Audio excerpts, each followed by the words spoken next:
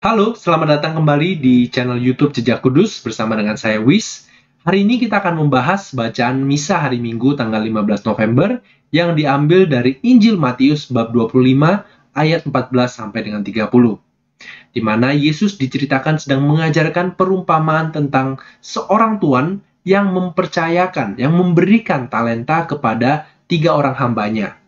Pada yang seorang diberikan 5 talenta, kepada yang lain diberikan dua talenta dan 1 talenta. Nah, mungkin yang menjadi pertanyaan kita, apakah dalam Injil hari ini, Tuhan di dalam cerita ini lebih mengasihi hamba yang diberikan talenta yang lebih? Kok sepertinya ada pilih kasih di sini? Nah, Thomas Aquinas pernah membahas pertanyaan yang serupa di dalam Summa Theologiae, apakah Allah mengasihi seseorang lebih dari yang lain? Tuhan kan adil. Masa Tuhan pilih kasih?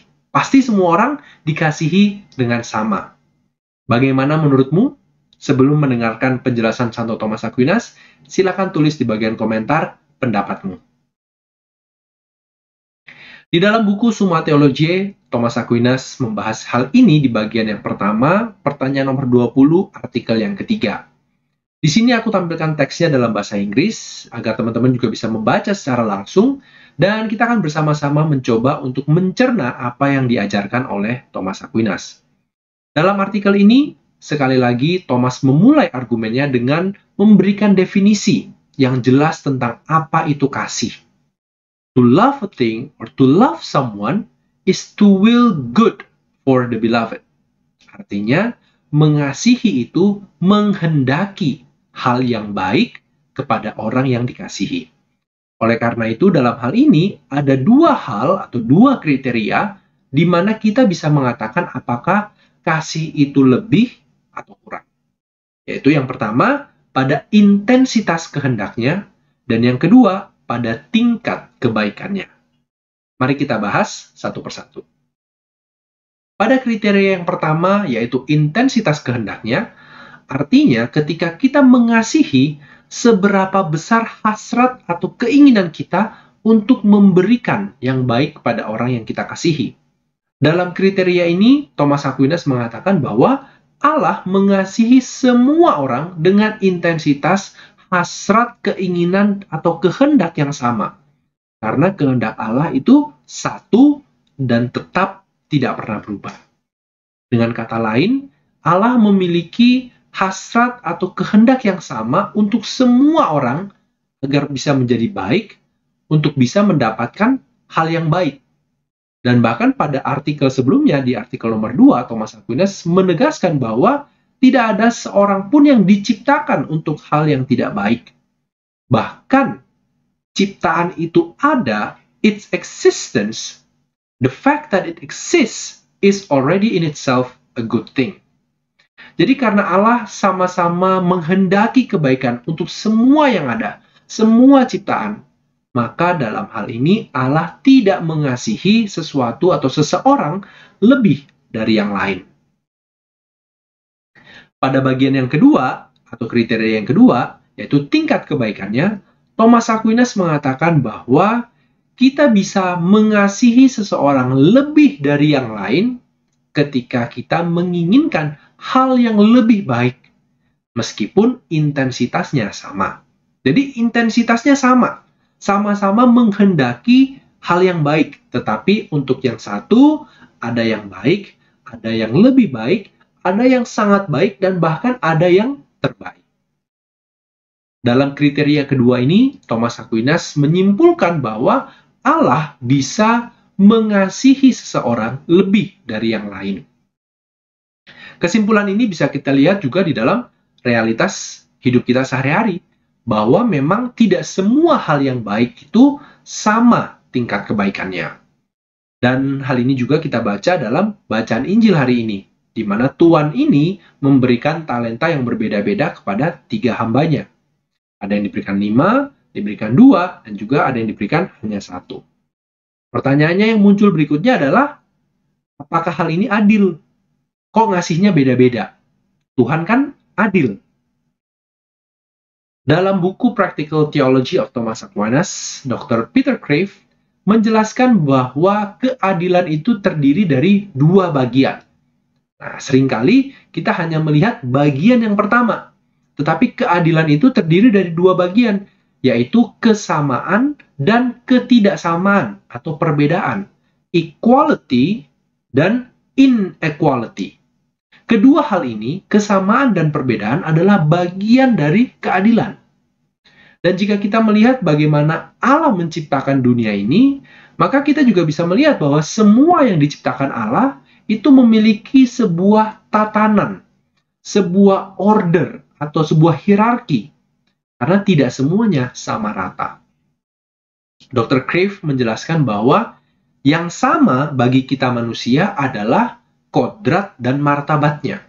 Semua manusia diciptakan berharga sejak dari awal pembuahannya hingga kematian alami.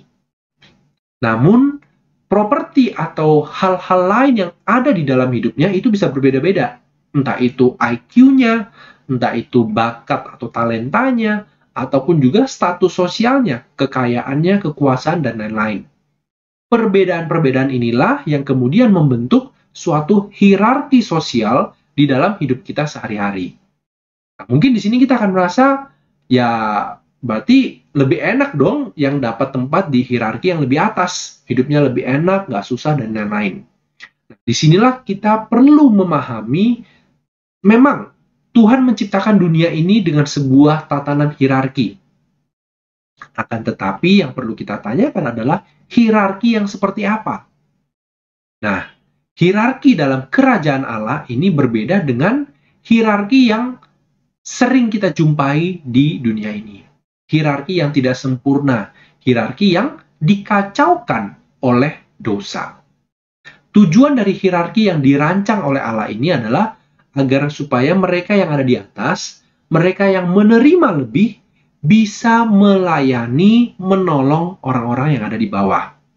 Namun, karena efek dosa, yang sering terjadi adalah mereka yang sudah mendapatkan yang lebih, mereka yang ada di atas, akhirnya lebih mementingkan kepentingan mereka sendiri. Mereka menjadi egois, mereka menjadi serakah, mereka lupa untuk melayani, menolong orang-orang yang ada di bawah. Dengan demikian kita bisa memahami bahwa perbedaan ini atau hierarki ini adalah suatu sarana yang disiapkan Tuhan untuk mengajarkan kita semua untuk bisa saling mengasihi. Karena jika semua orang sudah memiliki hal yang sama, maka tidak ada lagi kesempatan untuk berkorban. Sehingga tidak ada lagi kesempatan untuk saling mengasihi. Nah, ada satu bonus pertanyaan, yaitu jika kita di dunia ini semuanya menerima berkat atau talenta yang berbeda-beda, lalu bagaimana di surga nanti? Apakah semuanya akan menjadi sama? Atau Thomas Aquinas menjawab bahwa di surga nanti pun tidak semuanya akan sama. Karena siapa yang bisa lebih mengasihi, ia akan melihat Allah dengan lebih sempurna dan lebih dikuduskan. Wah, kok bisa gitu ya? Sebenarnya hal ini bukan konsep yang aneh atau konsep yang nyeleneh. Karena kalau teman-teman ingat di bulan Oktober kemarin ketika kita merayakan pesta Malaikat Agung dan juga Malaikat Pelindung, salah satu katekese yang sering dibicarakan adalah tentang hierarki para malaikat atau tingkatan para malaikat. Mulai dari serafim, cherubim, hingga malaikat pelindung yang ada di urutan paling bawah.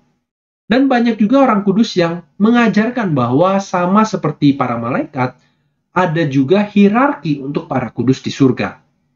Salah satu contohnya adalah yang ada pada hierarki yang tertinggi, atau yang terdekat dengan Allah adalah Bunda Maria. Karena Bunda Maria telah menerima kepenuhan rahmat Allah. Kemudian ada Santo Yosef, dan lalu berikutnya ada para kudus lainnya. Nah, sekali lagi, apakah ini artinya Tuhan itu nggak adil? Jangan lupa, mungkin bagi kita yang masih hidup di dunia sekarang, kita sulit untuk membayangkan bahwa di surga itu tidak ada lagi kecemburuan. Di surga para kudus itu udah nggak saling nyinyir. Kok dia bisa lebih kudus ya? Kok dia bisa lebih dekat sama Tuhan ya? Pemikiran-pemikiran seperti ini, kecemburuan kepada satu sama lain ini adalah salah satu efek dari konkupisенsi kita atau kecenderungan kita untuk berdosa. Kan tetapi di surga nanti sudah tidak ada lagi dosa. Yang ada hanyalah kasih. Dan ingat, apa definisi kasih menurut Thomas Aquinas? Kasih itu menginginkan hal yang baik untuk orang yang kita kasihi. Sehingga karena di surga nanti yang ada hanyalah kasih, maka kita justru akan berbahagia, bersuka cita melihat orang lain bisa lebih kudus daripada kita. Ironisnya, seberapa sering hal-hal seperti ini menjadi godaan atau bahkan dosa di dalam hidup kita sehari-hari. Ketika kita melihat orang lain menerima berkat yang lebih daripada kita. Nah, bacaan Injil hari Minggu ini mengingatkan kita bahwa jika kamu bisa ikut berbahagia untuk orang-orang yang mendapatkan kebaikan atau bahkan yang lebih baik daripada yang kamu dapatkan, maka hidupmu akan menjadi seperti surga. Amin. Semoga video singkat ini bisa membantu teman-teman semua untuk merenungkan bacaan Injil dalam misa hari Minggu ini dan juga untuk bersukacita karena kasih Allah yang sungguh indah di dalam diri kita semua. Jika video ini bermanfaat untukmu, dukung selalu channel ini dengan menekan tombol subscribe, like, dan juga share untuk membagikan link video ini kepada saudara dan juga sahabat-sahabat di komunitasmu. Terima kasih, Tuhan memberkati.